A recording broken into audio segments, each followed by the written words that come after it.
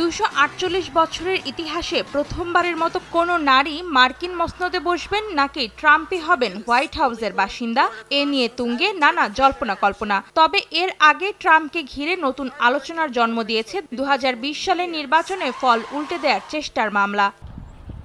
এ আলোচনার সামনে আসে গত 2 দিনে আদালতের বিশেষ কৌঁসুলি জ্যাক স্মিথ ও কংগ্রেসের সাবেক সদস্য লিজ চেনির বক্তব্যে। বৃহস্পতিবার উইসকনসিন অঙ্গরাজ্যে সাবেক ভাইস প্রেসিডেন্ট ও রিপাবলিকান নেতা ডিক চেনির মেয়ে লিজ চেনির সঙ্গে বৈঠক করেন কমলা হ্যারিস। পরে আসন্ন নির্বাচনে ট্রাম্পকে প্রত্যাখ্যান করতে ভোটারদের প্রতি আহ্বান জানান লিজ। অভিযোগ করেন 2020 সালের নির্বাচনের ফল মানতে চাননি ট্রাম্প। এর পরিপ্রেক্ষিতেই ঘটে 2021 সালের 6 জানুয়ারির দাঙ্গা, যাতে সরাসরি ভূমিকা ছিল ট্রাম্পের। I tell you, I have never voted for a Democrat, but this year I am proudly casting my vote for Vice President Kamala Harris. এর একদিন আগে বুধবার ট্রাম্পের নির্বাচনী ফল উল্টে দেওয়ার চেষ্টার মামলার বিশদ বিবরণী তুলে ধরেন কৌঁসুলি জ্যাক স্মিথ। নির্বাচনের আগে এমন ইস্যু ভোটারদের প্রভাবিত করতে পারে বলে মত বিশ্লেষকদের।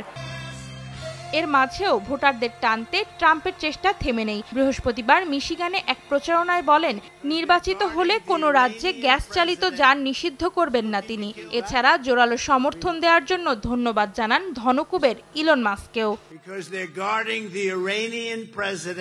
অন্তরা সেন, সময় সংবাদ।